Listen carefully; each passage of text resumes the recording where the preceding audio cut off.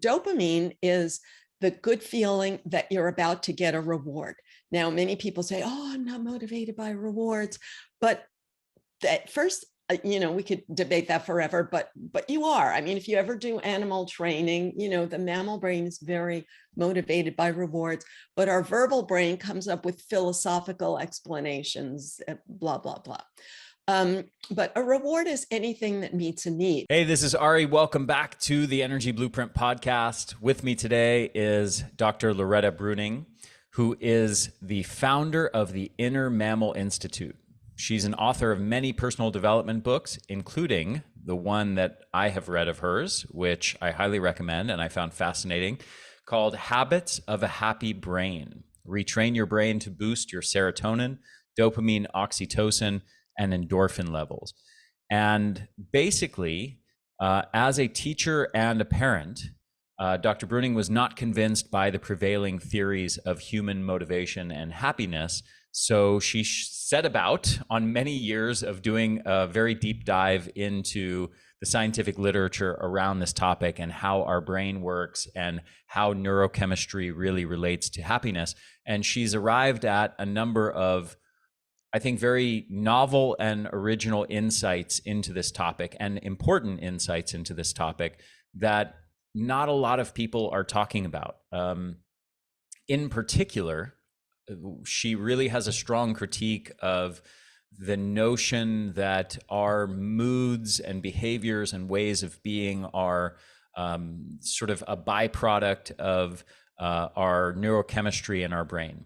And she's much more a proponent of a paradigm where we are less at the end of the chain of sort of effects of this neurochemistry in our brain, and much more at the originating causal end of that chain of events, meaning what we choose to do, how we choose to act and behave is affecting our neurochemistry, which is in turn affecting how we feel.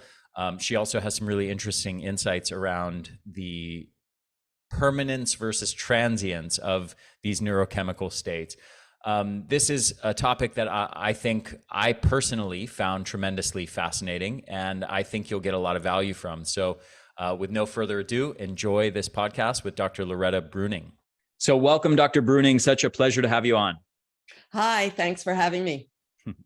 So I have to say, I stumbled across your work randomly as I was on Amazon recently looking up the term happy brain. And I stumbled across your book, Habits of a Happy Brain, and I bought it, and I was really impressed with it. And I immediately found many, many different novel insights from your work that I had not stumbled across in anybody else's work.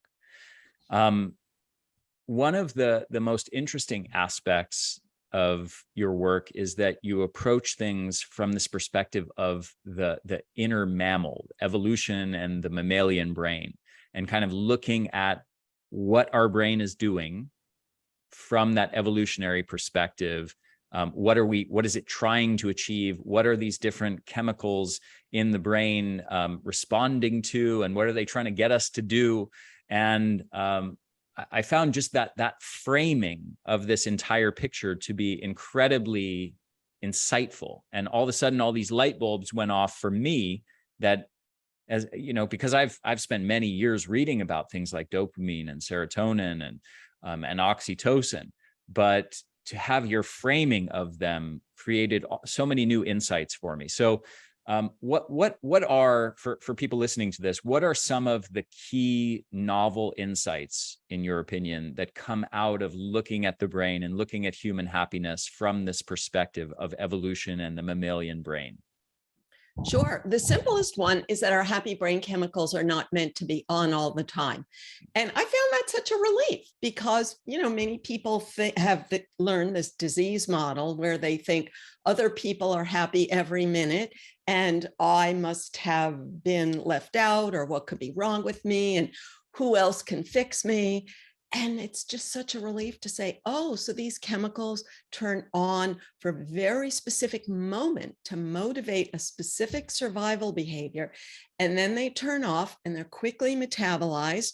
So you always have to do more to get more. And if you have a treadmill feeling, that's really the job the brain evolved to do, is that our ancestors had to keep pushing, keep foraging to survive. Mm-hmm. I want to, I'm debating whether we should go into this right away or maybe circle back to it, but this treadmill thing, maybe we'll come back to it later. And I want to maybe talk about how do we have a healthy relationship with that. But I do want to say that that relief is really the right word for what you just described. And for me, it was a relief because it was the first time I've really encountered that, this idea that, oh, I'm not wired. If I don't feel happy and joyful at every moment of the day, it's not a sign of something wrong with my brain or some kind of chemical imbalance. It's actually more an issue of I'm not doing the things and creating the sort of thoughts, emotions, behaviors that generate these spurts of chemicals that make me feel a certain way. So for me, it was a huge relief. So let's talk specifics about some of these different chemicals in the brain and what their functions are. So can you give an overview of some of the key compounds you talk about in the book and what they do? Sure. So I focus on dopamine, serotonin, oxytocin, and endorphin. And the reason is that those chemicals create good feelings. I know there are lots of other chemicals and, people say, why didn't you include this or that? But the only job is to create good feelings, but they're very different good feelings. So again, it's not like people think, oh, well, I got to check my blood and make sure I have enough of this at every moment. No, it's a spurt that is supposed to motivate you at the moment when that good feeling would motivate a survival behavior. And how do you know that moment? Because it released that chemical in your past in a similar situation, because our neural pathways are sort of paved by these chemicals. So everyone learns from their own past. So dopamine is the good feeling that you're about to get a reward. Now, many people say, oh, I'm not motivated by rewards. But at first, we could debate that forever, but you are. I mean, if you ever do animal training, the mammal brain is very motivated by rewards, but our verbal brain comes up with philosophical explanations, blah, blah, blah. But a reward is anything that meets a need. So for example, if you have plenty of water, then water is not a reward. But if you're lost on a camping trip, you'd be ecstatic when you find water. So it's very situational, but mostly wired by the situations of your early years. We could talk about that. So when a reward is more than expected, then you get an extra large dopamine spurt, and that builds an extra large pathway to seek that in the future. When a reward is less than expected, then you get some cortisol, the stress chemical. And the point is that it tells you, don't waste your energy, pull back. Cortisol just means pull back. But our brain evolved to make careful decisions about where to invest your energy. So we're all constantly thinking, should I bother with that? Is that worth the energy? And we know that as much as we try to predict outcomes, reality is that it's not. So dopamine is when you make a good prediction, but it's just not realistic to expect that you've made a good prediction every second of your life, which is why some people love to play the lottery or gamble. And other people, like even music is really prediction. Your brain is predicting the next note. Many people like to talk about the weather or the stock market or politics or sports. Those are all forms of predicting, and we get excited when our prediction is correct. Mm-hmm. Should I move on to the next? Yes, please. Okay. Yeah. So oxytocin is the one that people are maybe listening for, wanting to hear, because this is what we've been taught, that, hanging with your buddies is the source of happiness. Hug and a pet is the source of happiness. So When we pull back to the animal perspective, you see that oxytocin is not meant to be released all the time for no reason, because it creates the feeling of social trust, of letting down your guard. And if you let down your guard at the wrong time, that would be terrible for survival. So it's meant to motivate you to put in that effort to build social support when it's an appropriate situation, and then not to trust in social support when it's not an appropriate situation. So we would like to have that feeling every minute, and that's what motivates us to do what it takes to get it. But it's just not realistic to expect that you're going to just sit on the couch and have it every minute of every day. And the simple example I use is a zebra can let down its guard and eat the grass when it's surrounded by other zebras, because then it doesn't have to be on alert. It's sharing the burden of vigilance with others. When a zebra is alone, it's so busy looking for predators that it can hardly eat. Mm-hmm. But it's really inherently selfish that, like, I want you to protect me from predators so I can eat. That's an inherently selfish motivation. And people deny this, and they think maybe they're appealing to some higher virtue, but in fact, they end up bitter. It's like, well, I'm totally unselfish, but you are selfish. So what's wrong with you? Mm-hmm. So I'm really focused on realistic expectations in every one of these chemicals. So one of the messages there is kind of to recognize our own selfish desires at play, even in things we might create a narrative around, that where we conceptualize us as being giving or altruistic.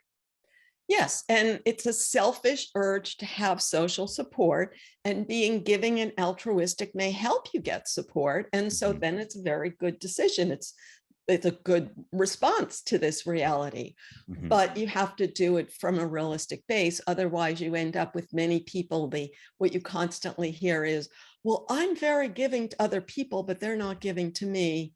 You know that theme song, probably. Yes. Yes, most definitely. Okay, so we'll do a deeper dive on some of these, but let's just to do the broad overview. So dopamine, oxytocin, and then serotonin. So serotonin, most people have heard of in the context of antidepressants, but there was research in the 80s that serotonin rewards a mammal for asserting successfully. And this is a life or death matter in the animal world, because they're very competitive over food. But if you assert yourself for a bit of food and you're a stronger individual, they're likely to attack you and you can get injured. So a little mammal learns to restrain themselves when they're near a bigger individual. But when they compare and they see that they are in the position of strength, then the serotonin is released. So this is not what anyone wants to think about the world or to think about themselves consciously, but it's so easy to see that everyone is looking for that good feeling of, I am strong enough to assert myself successfully. A nice way to say it is just that we want to be special. Your brain rewards you with serotonin when you feel special. And it's hard to deal with the fact that 8 billion other people in the world want to be special as much as you do. And we have a whole culture, obviously, particularly in I would say the modern West, around materialistic pursuits as a way to demonstrate the status. So we wear our Prada bags and our Versace shoes and our Rolex watches and drive our Range Rovers and things like that. And many of these things are intended, whether consciously or not, people may not be sort of fully aware of it, but they're intended to demonstrate one's status, to virtue signal one's status, one's wealth, and therefore one's power and social status. Is that accurate to say, or would you have any editing there of what I've said? Well, that's true for some people, but as you know, a huge percentage of people have rejected that culture. And so they think they're superior. But see, rejecting that culture as a way to feel superior is still the same behavior of the urge to feel superior. And I learned this from 10 years in a yoga class. And a simple, happier way to look at this is, in the past, everyone carried a weapon and they were always this close to using it. And, parents sent their kids to school telling them, you better not lose any fights if someone, puts you down. Or religious, like I'm more spiritual than you are. So this competitiveness is just pervasive, and it's always easy to see in others. But the bottom line is, we want the feeling every minute. We look for simple ways to get it that are somewhat reliable, because if you're always in a contest, you can't always win, and then you feel one down. So everyone has their reliable way to look for it. But once you consciously know that this is just your inner mammal doing what mammals have always done, then again, it allows you to relax rather than feeling like other people are putting you down. And what really helped me with that is watching those nature videos, seeing how monkeys really do this to each other all the time. And there was a century of research on the competitiveness among monkeys before it became fashionable to insist that monkeys are all altruistic. Interesting. Okay, I want to come back to that. There's so many things I want to come back to here, but let's go into the other two chemicals, endorphin and cortisol. Okay, so endorphin, the word means endogenous morphine. It's the body's natural opioid, and most people have heard of it in the context of exercise, and there's sort of a culture of exercise as the path to happiness. So I was quite surprised to learn that something that should not be surprised, that the body's natural opioid is triggered when you're injured. It's not designed to be on all the time. It's designed to mask pain with a good feeling, so that when an animal has its flesh ripped open running from a predator, that it has a small window of pain relief so that it can act to save its life. Or if your caveman ancestors broke a bone and they had to find help, so you have a small relief from pain.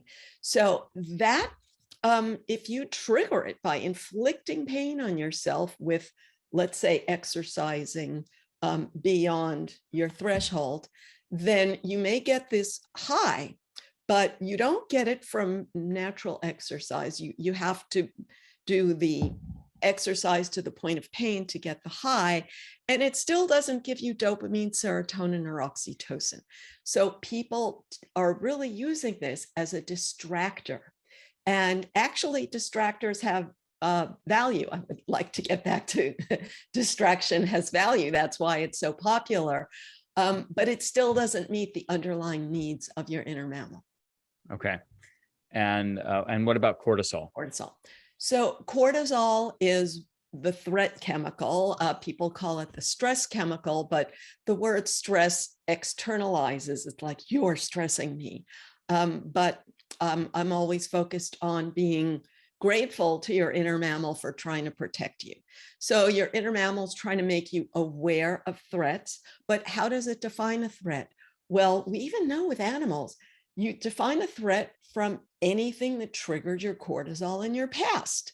So if you had a rather safe life in your past, then you just have a cortisol reaction to whatever did trigger your cortisol.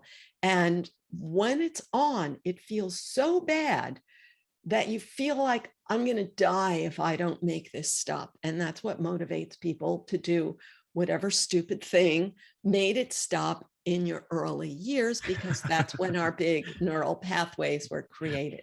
And I like the way you phrase that. Yeah. That's what motivates people to do whatever stupid thing they learned how to do when they were a kid. Yes. And I have to admit, for myself, I'm having one of these recently, just to show you how it works. So I'm a bit squeamish about spiders. And I think a lot of people are, but a lot of people aren't. So it's a good example without too much, moralizing or whatever. But for some terrible reason, suddenly I've seen spiders on my couch and they're almost the same color as the couch. They sort of blend in. So by the time I see them, it's like, oh my God, it's like some horrible, thing. And then that builds a neural pathway. The next time I lay down on the couch to relax and watch a movie, I'm like anticipating a spider. And so then I had to be proactive. And I said to myself, there must be a reason for this. It didn't happen before. I must have spider webs, but I looked and I didn't see them. So I had to look harder. And whether that worked or not, at least it gave me the feeling that I solved the problem at the source, but it's still a real physical pathway in my brain. Mm-hmm. Got it. Okay. So let me see. I've heard you talk about, or maybe read in your book, where you said there's something that happens when we don't have the happy chemicals, the dopamine, the serotonin, the oxytocin, masking the cortisol. Mm. What does that state look like?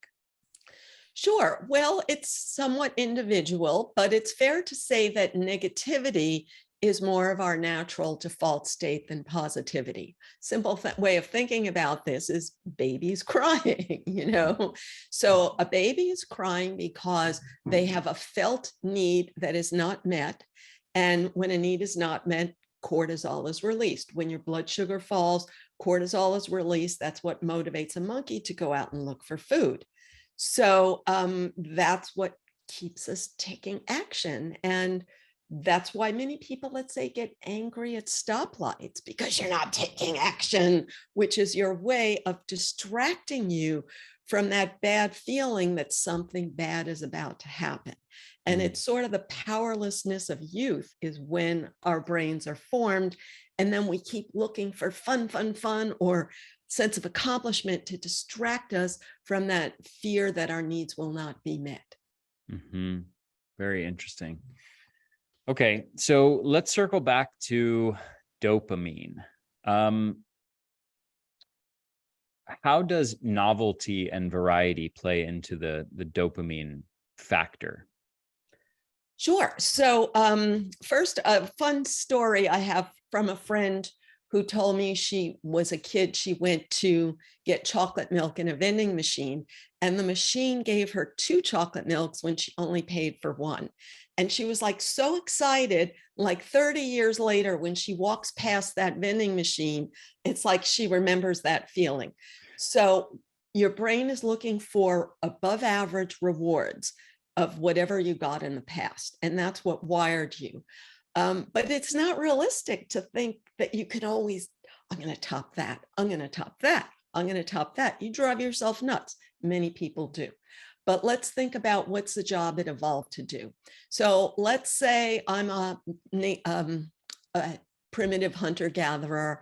I'm looking for food and I find this fabulous fruit tree and I'm so excited and I stuff my face and I'm like, oh, now I'm not hungry. I'm so happy. But then the dopamine stops because that need is already met and I will not get any more dopamine, but I haven't had any protein. So now I'm relaxed. I have enough calories in me and I think, wouldn't it be nice to go and hunt or find water or find make a better tool? So you're always looking for a different need to fill. And in the modern world, where all your basic needs are filled, variety provides that function. Whereas in a state of nature, it would be when I have fruit, I look for protein. When I have protein, I look for fruit. Mm-hmm. And novelty is another form of variety. And it's also a form of sort of your brain makes that effort to find the pattern in a novelty.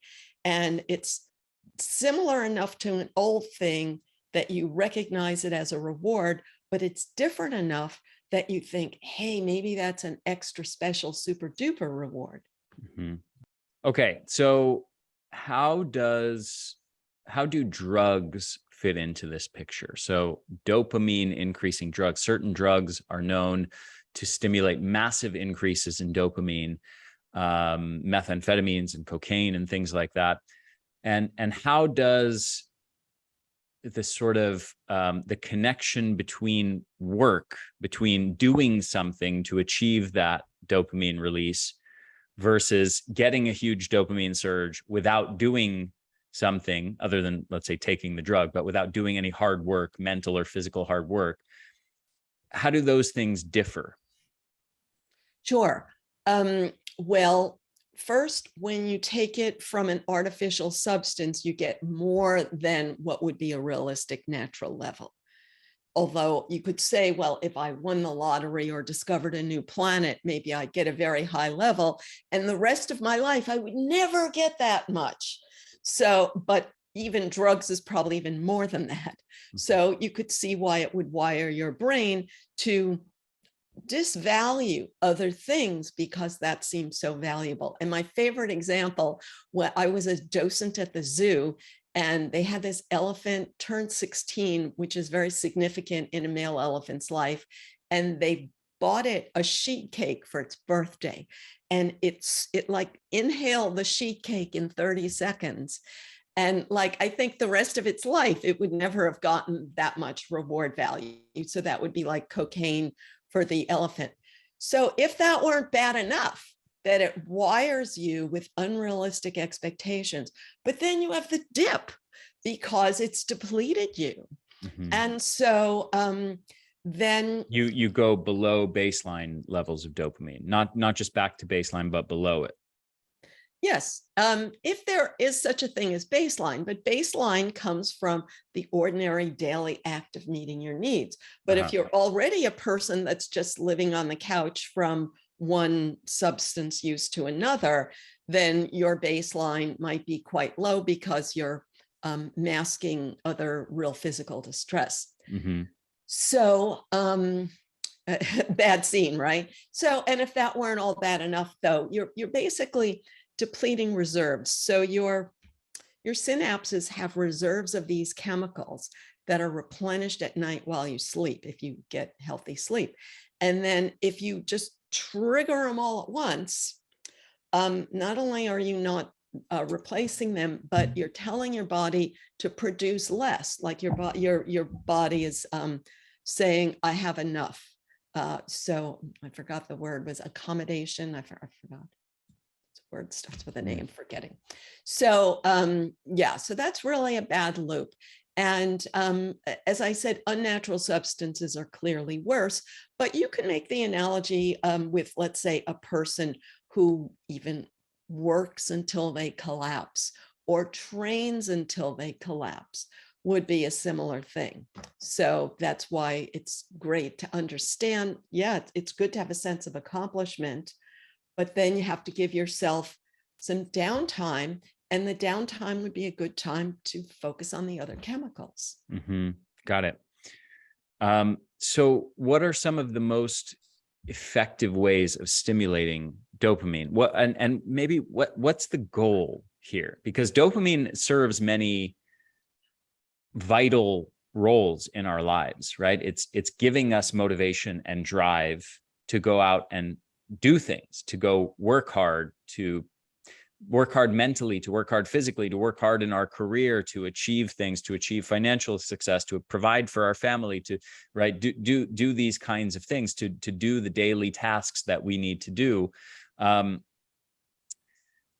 Is the goal to create these constant sort of surges of dopamine throughout the day? And if so, what are the best ways of going about achieving sort of an optimal dopamine release schedule, you could say, in the brain? Sure. So a simple thing would be to say you want like frequent small releases, because if you go for something huge by denying yourself before then you may have a big sense of anticipation, but basically also a lot of pent up denial, and then like this big boom and bust. So the simple like cognitive answer is positive expectations. So, like the feeling many people complain about, like, I wake up in the morning and I have nothing to look forward to, and I just go through the motions all day. So it's having something positive to look forward to. So even like I said, have your cup of coffee at 11 so that you're looking forward to it until 11. That would be a simple example. Or like space out things. I use all different examples, but have your dessert after your most difficult task of the day. So structure your personal rewards so that you don't have to give yourself excess rewards, which many people do. And many people give themselves reward without accomplishment. And then some people go, to the other extreme. They never reward themselves because they have this theory that they'll be perfectly happy all the time when, and then fill in the blank with whatever their theory is. Once something finally happens in the future. Right. Yeah. Yeah. I was listening to a neuroscience podcast this morning where they were talking about an optimal reward schedule as being, they were making the case that ideally you want to reward yourself after most instances of hard work, but occasionally it might be beneficial not to. And they suggested something like an 85 to 15% ratio might be the best. I think it was based on computer modeling or something, based on research that we know. So you reward yourself 85% of the time for doing some hard work, and then maybe every now and then you don't give yourself a reward. Yeah, that's called an intermittent reward structure. And you probably heard the animal studies where if an animal gets the reward every time reliably, it sort of loses interest. But if it's not reliable, then you're like, whoa, what do I got to do to get this? Mm-hmm. And it keeps your interest. And again, the classic example is a slot machine. Mm-hmm. Yeah, exactly. Okay. And I think the other thing maybe worth just saying out loud here, even though you've alluded to it in the way you've spoken about this, is that it's all internal, right? This dopamine system isn't purely this sort of, I don't know what the right way of saying it, this pure sort of interaction with the environment that's unmediated by you as the individual. It's highly, highly mediated by you as the individual, to the point where the individual is largely deciding what it's going to reward, what he or she is going to reward themselves for. So meaning someone, to use exercise as an example, someone might say, I'm going to reward myself after I do this 15-mile run.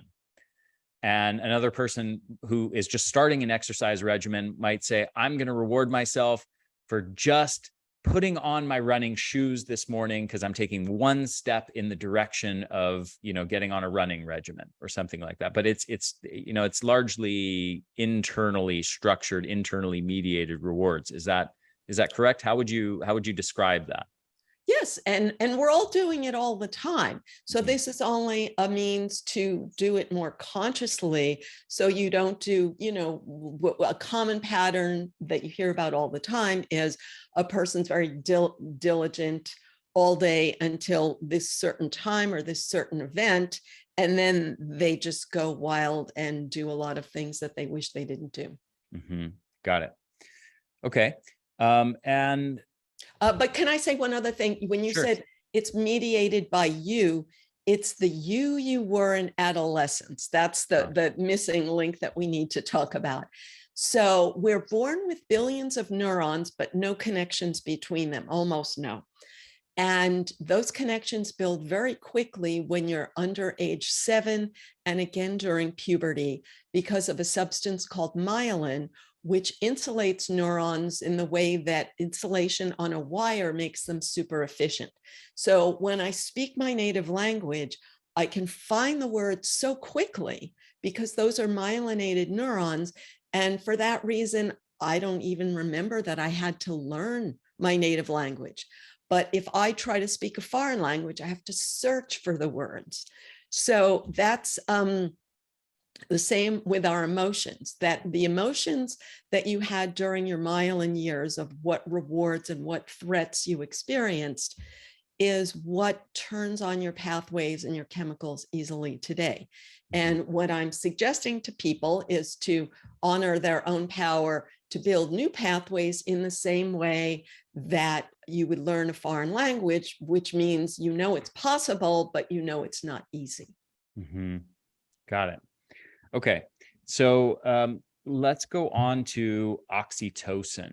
So given what you've said about oxytocin as being this chemical, and I think the phrasing of these things is sort of neither good nor bad, but looking at them through the lens of the inner mammal is important, right? There's a context which oxytocin is important, and there's a context which having too much oxytocin would be inappropriate for survival needs. If you're trusting too much people who are trying to take advantage of you, people who are trying to physically assault you, who are trying to steal from you or something like that, obviously it's not good to have lots of oxytocin coursing through your system. So I was almost combining oxytocin and coursing, creating OxyContin there. So what's the sort of optimal schedule of oxytocin release, or what's the optimal way that we should be looking at oxytocin from this perspective of how often should we be stimulating it and how should we be stimulating it? Sure. So first is to know that while it would be nice to just have it for no reason, and it does sometimes come and go and surprise you, but to understand what's causing it is that feeling of social support. But many people, they have it by accident, because the famous example is when you taste a dish that was cooked by a loved one in your past, you get the feeling because it's linked in your brain. And then if you ate that dish all the time, it would probably not be good for you. So most people are repeating whatever old behavior. The other classic example is like going to the pub every night, because that's the only way you know of feeling social support. So the bottom line is to consciously admit to yourself, I want this feeling of social support, and I can't control other people, so I can't make them give it to me. So what can I do? And I use a simple analogy, is like, I'm going to build my side of the bridge to many different people, and I can't control when they will cross it. But if I keep building my side of the bridge every day with other people, a little bit every day, I don't mean to go buy them a new car, but just little steps, then one day I'll have a nice surprise that this person will step toward me, and another day I'll have a nice surprise from that person. Mm-hmm. Got it. And so just kind of continually building and opening as many of those bridges as possible to create lots of bonds without, in a sort of, almost the way you're describing it makes me think of like Eastern esoteric sort of ideas, concepts around non-attachment, sort of without being highly attached to needing immediate reciprocation from the other person. And that's the irony, because oxytocin is all about attachment. So you have to acknowledge that you want attachment, you need attachment, and yet you can't be attached about the other person giving it to you at that minute in that exact way that you want it. Mm-hmm. And that's, for some people. Other people, somewhat, we're very different on this depending on our individual past. So animals seek a herd because it gives them protection, but animals get annoyed with their herd all the time. And it's so easy to see that people are like this too. Yeah. It's like, you may feel isolated, but the minute you have a group, then they bug you. And so it's important to be honest about this. So in the animal world, if you are too close to others, then you end up eating grass that has been peed on. And animals really don't like that. So they're always trying to space themselves out. And like baboons, if they don't space themselves out enough, they attack each other and get bitten. So animals would really rather space themselves out. And it's only awareness of a predator that causes them to cluster. So in many human societies, everyone can think of the groups they belong to. People are constantly warning you of the threat coming from this common enemy that keeps you close to the group. But really acknowledge the part of you that says, I would rather do my own thing. A simple example is you think you want support because you have a difficult task. So you ask somebody and then they give you advice that you don't really agree with. And then then you ask someone else and they give you it. So before I go looking for support, I say, you know what? I know if I would like support because that child part of me would like support. But if I go look for it, I'm going to really wish that I was just in my own greener pasture. I'm going to give you a personal example of this from a couple of days ago. I was surfing, and one of the things with surfing has become extremely popular in the last decade, such that almost every accessible surf spot all over the world these days is very crowded. And for surfers, there's nothing worse than surfing in a big crowd. You know, it's really annoying to have lots of people all around you battling for each wave. On the other hand, 2 days ago, I was in the water and I saw a fin come out of the water, and that often happens. And it's usually a dolphin. You know, I see lots of dolphins frequently out there. Sometimes you have really magical experiences where one will swim right next to you or right under you. Or I had one jump out of a wave right at me one time where I had to fall off my board to avoid getting smashed by this probably 400-pound dolphin. But this fin that I saw kind of in my peripheral vision didn't quite look like a dolphin fin. It was like just below the surface, just barely coming up. And then I asked the guy next to me, I said, hey, did you see that? And he said, no. I said, I think that might've been a shark fin. And he thought I was messing with him. And then 5 seconds later, it appeared again, and you could clearly see it was a great white shark, a juvenile. But it was the first time I've seen a great white shark in the water. And it's interesting, in that moment, everybody's really happy to be in a crowd rather than to be the lone surfer in the water. You're really happy to have if the shark is going to attack somebody, you know that he has lots of options of who he's going to choose. And so you're very happy to have 50 people around you in that scenario. Wow. Yeah. Yeah. And see, that's the thing. You're happy to have 50 people around you, and your conscious brain would never say, oh, maybe they'll get bitten rather than me. Nobody would consciously think that. Your conscious brain says, oh, we're going to stick together and fight off the shark. But in the state of nature, effectively, the more there are, the more chance that someone else gets it. Yes, absolutely. Okay. So, I want to talk, I want to go a bit deeper on this oxytocin aspect. Community is something that is talked about a lot.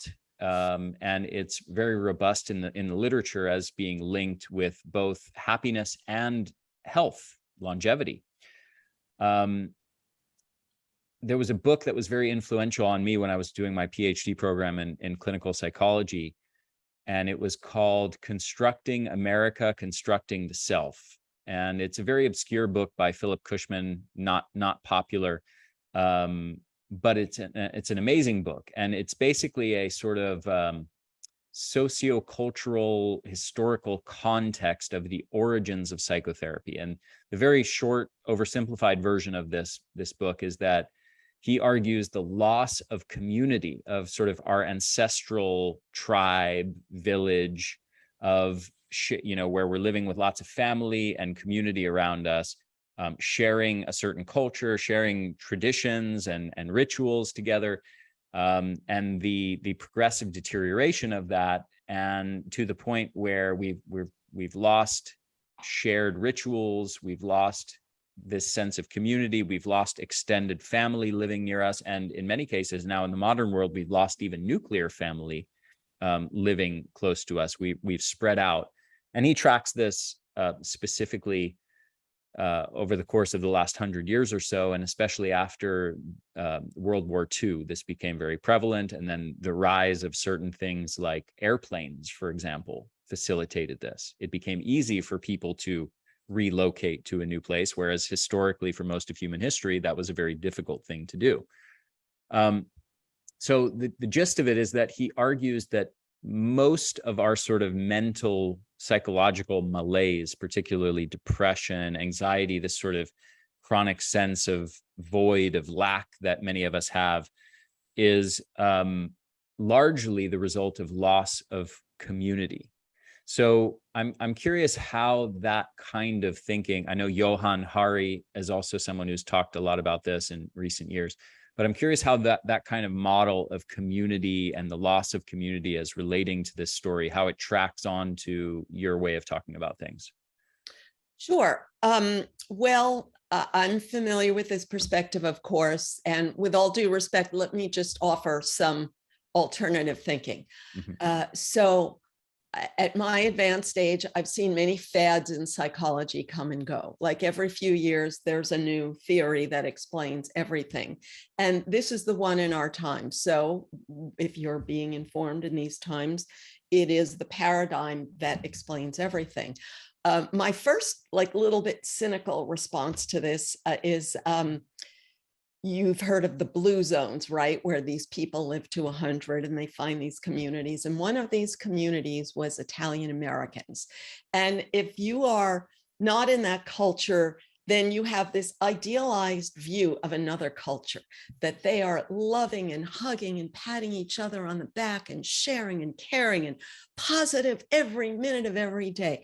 But anytime you're inside a culture, which I grew up among all Italian Americans, then you see, like, oh my God, I didn't see a bit of that.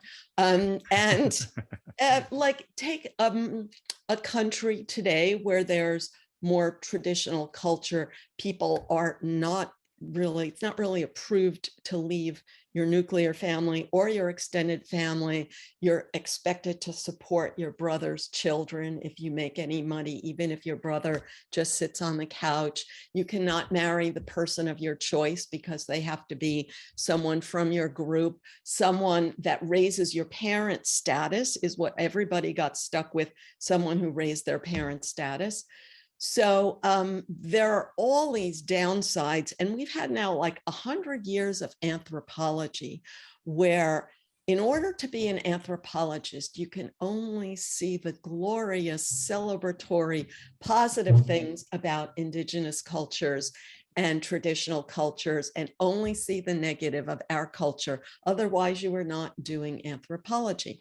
And if we could go back to Jean-Jacques Rousseau 250 years ago, he said, nature is all happy and everything unhappy comes from civilization.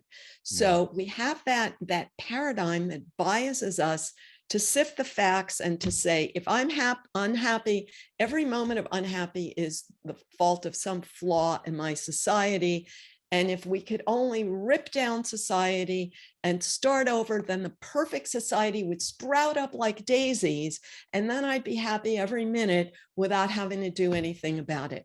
So you can see that, and I spent my early years believing in this, I have to confess.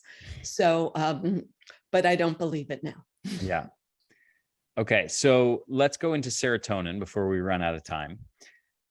Your framing of serotonin is very novel in the sense that most people are talking about serotonin as this sort of, actually, you know what, Loretta, sorry, I just got to stop my dog from whining. I got to let her back in the room. One second. She just gave birth a few days ago, so she's got little puppies. Oh, so cool. we keep her separated from the other dog in the room with her puppies. So she needed to get out to go do her business, and then she needed to get back in to see her puppies. Okay. So see, that's an example. You need to separate her from the other dog. See, that's the perfect example. And in the state of nature, when a mother is about to give birth, she goes to isolate herself. Why, in her most vulnerable moment, would she isolate herself when a predator could get her and the babies? Because other adults will attack her child and even her. Yeah. Yep. Okay. So serotonin. So your framing of this is very unique, very novel. After reading your book, I spent some time looking at the literature that you were citing in your book, which I had not stumbled across before. You know, serotonin is often talked about as this sort of joy, gratitude, contentment. We have this whole story built up, which has largely been built up as a result of financial agendas of pharmaceutical companies that stand to profit off the narrative that depression is the result of a chemical imbalance in our brain, a serotonin deficiency, and we need drugs to fix it if we have this serotonin deficiency.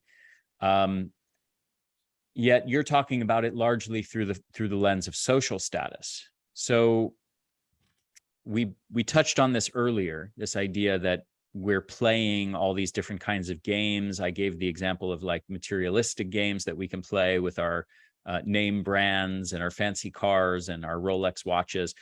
And then you gave the example of how people play the game in other ways, where one can feel superior as a result of rejecting materialism, and then they can make themselves feel special and superior to all the people playing the materialistic games, or they can make themselves feel superior as a result of their religiosity and the belief that their religion is the one true religion, everybody else has got it wrong, or that they're sinners, or they're going to end up in hell, or something like that. Or that their atheism is the one true religion, just to, Yeah, include everybody. exactly. Yes. And, or that, I think there's a million political examples of this, and this is across every political issue, from wearing masks. People are doing this to virtue signal that they're a good person. They think it means that they believe in the science and things of that nature. Or if they're staying locked in their home, they think that means they're a good citizen. Or if they're pro-abortion, or pro-life, they equally feel self-righteous in their positions, that it makes them superior to the other camp. I think that there's sort of endless examples of how we play these status games. And yet, just to take the materialism versus not a materialism example, it almost feels like damned if you do, damned if you don't, right? If you're playing the materialistic game, no matter how wealthy you are and how fancy of a car you drive, there's always somebody who's doing it better than you, who's got a bigger, fancier house, more expensive house, who's got a fancier car, who's got more cars, who's got a nicer watch, right? Who's got more money. And yet, and then if you opt out of that game to sort of make yourself feel superior and say, I'm not playing this materialistic game and I'm therefore superior to you, that's also, as you pointed out, still playing the game. So what is the right approach to serotonin? What is a healthy way to sort of optimize our serotonin levels? Sure. First, I want to mention that in my book, Status Games, one of the top ones is my abs are better than your abs. So I've played that game at some point in my life. Yeah. So unfortunately, my wife has way better abs than me, despite the fact that I work out way more than her. So I've accepted my loss in that game. So physical appearance is a very big arena for this. So the first step is to know that social comparison is a natural behavior for the mammal brain, because a mammal always has to be aware how it stacks up against others. Am I stronger than you, or am I weaker than you? So whenever two mammals meet in nature, or even in the zoo, their brains instantly do a weighing of the other and come to a conclusion. Am I stronger than you or weaker than you, so that I can have the right behavior? And it's interesting that many languages, I cannot speak to you unless I first decide that you are more powerful than me or less powerful than me. And people who have studied foreign languages, I'm sure you know what I'm talking about. So this mindset is just part of being a mammal. So the first step is just to not take it too seriously, but to know it's there. Now, the reason you take it seriously is because of what happened to you when you're an adolescent.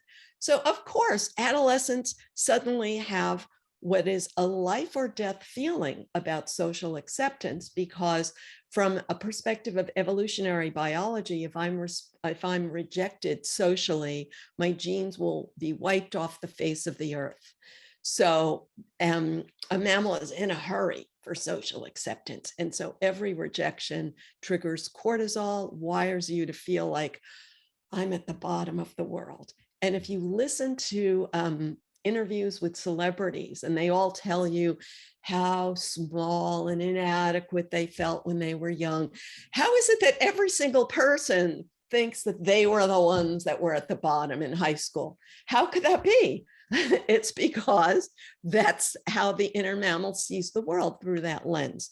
So again, first, it's just to take it with a grain of salt, to know that it's there, both the urge for the one up position and that pain of the one down position. And then we can try to give it to ourselves in relatively healthy ways. There's no real perfectly healthy way, because it is maddening, but what I call it, putting yourself up without putting others down. Okay. But even this putting yourself up, can lead to certain excesses that you can think of. And so doing that with that grain of salt, just taking it all with a grain of salt. Mm-hmm. Excellent. Okay. My last question to you is, outside, well, actually, I might have two more. I want to get back to this thing we touched on briefly at the beginning, this treadmill, this sort of idea that, some people might be thinking, well, okay, this locks me into this situation where in order to feel good, I'm on this treadmill where I have to keep doing these things to generate my spurt of dopamine and my spurt of serotonin and my spurt of oxytocin and so on. Maybe that could be viewed by some people as almost a disheartening feeling, like, oh, why can't I just be happy? Why do I have to continue to do all this stuff? What's a healthy way of sort of coming to terms with that situation? Well, the first step is what you said, of putting that question into your conscious brain, which takes it out of your nonverbal mammal brain. The mammal brain is saying, do more stuff. I want more of that fabulous feeling. Now, a simple example is the person who runs a marathon, and then afterwards you have a letdown, and the only way they could think of getting out of it is to run another marathon. And this famous example of a person who starts up a business, and they work 16 hours a day and they're exhausted, and then they sell the business for a lot of money. They don't need to work, but then they start up another business. And frankly, as soon as I write a book, I would love to write another book. So part of it is that we want the dopamine naturally, and we're seeking it in the way we know, because we don't know other ways to get it. So one is to give yourself some freedom to explore new ways of getting it. And the way I explain that in the book is, if you have this piece of music that you just love and you feel so good that when you listen to it, but if you listen to it every minute of every day, it would not turn you on anymore. And then you'd have to find a new piece of music that you love, but you don't feel it. So you have to hear it maybe, 20 times before it becomes familiar enough, but not too familiar. And that's the sweet spot that we're always looking for. And so if you don't invest in queuing up that new activity, then that old activity is all you have. So that's a big part of it. And I forgot the other. So instead of just focusing on dopamine, that you can focus on the other chemicals. But most people are not going to want to do that, because you're really using this obsession with this activity to distract you from the pain of social disappointments. So the big one is to understand that your social pain was wired in adolescence. And again, to take it with a grain of salt, to say that's just a pathway. You could build new social pathways and become aware that that feeling of rejection is something you're creating internally. And you could build a new pathway to be more casual and lighthearted and not have such a adolescent life or death sense about social interactions. And then you'll start enjoying more of a variety of things, so that you won't be so focused on that next big dopamine spurt. Got it. My last question to you is, outside of strategies to create spurts of these happy chemicals, are there one or two big ideas or things that you want to recommend to people that are important for happiness that you haven't talked about thus far? Sure. I want to talk about realistic expectations. But first, I want to say that I have compassion and empathy for anybody who's stuck in a serious mental health situation. I'm at my age, I'm more like in conversations with parents of people who have serious mental health situations. And so I'm not judging or condemning that conventional view, because I truly understand how people get into that path. And I wish I had the magic wand for that path. So having said that, yeah, when you're with someone who's like in the middle of it, I understand how my philosophy can sound off-putting. So I just want to say, so realistic expectations is what makes it possible for us to be happy with small things and then to get frequent small spurts. And so let me give you a realistic expectation for each chemical. So, that feeling of I'm waiting for my ship to come in. And you could spend your whole life at your window saying, is that my ship? Is that my ship? Is that my ship? And then, you end up, sort of disappointed and frustrated. And now let's transfer that feeling to dating, and a person goes to a bar or maybe a makeup salon, and with this whole, like, when will my ship come in mentality. And then let's say you have children and you're giving this ship coming in mentality to your children. So I don't really condemn those children for having this mindset, right? So what would be a realistic expectation? I just wrote about this in my weekly letter that anyone can get at my website. So if I get a job at a coffee roasting shop, and every morning I walk in and I'm just thrilled with the smell, or I get a job in a chocolate shop and every morning I just thrilled with the smell, but after an hour, that good feeling will wear off because my nose will habituate to the smell. And then I won't have the good feeling. Now, without that artificial boost, then I'm back to whoever I was before I walked in the shop, which may generate some complaints about the world that were wired in my youth, some insecurity. And then my conscious verbal brain tries to explain that threatened feeling. And what am I going to conclude is my boss is a jerk. That last customer in my coffee shop was a jerk. That I read the headlines in the corner of my eye and I think the world is going to hell in a handbasket. So this is what we create. And then maybe what does the person do? Whatever they do is that habit that they have. Maybe they sneak a chocolate or whatever that habit is. So realistic expectations about your partner, because when you wanted them so much, they stimulated so much dopamine. And as soon as you got them, then they stopped stimulating your dopamine. So also a group. When you're isolated and you don't have a herd, you think, oh, I wish I was accepted by this group or this group. But the minute they accept you, then you see their faults. So we have to constantly have realistic expectations and know that we're creating this, and then have some small goal that we can achieve by the end of the day. Excellent. I love it.